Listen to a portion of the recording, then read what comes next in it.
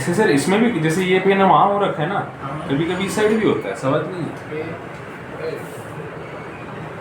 पर ज्यादा करके राइट साइड।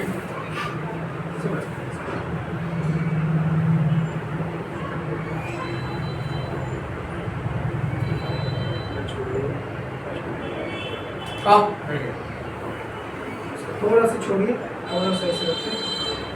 दोनों हाथ को साइड में रखिए आप, और रिलैक्स छोड़िए, थोड़ा सांस लेना है आपको जोर से, छोड़िए छोड़िए छोड़िए छोड़िए छोड़िए छोड़िए, अच्छा करिए,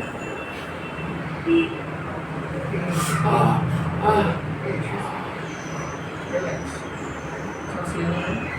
छोड़ना छोड़ना छोड़ना छोड़ना छोड़ना, एक बार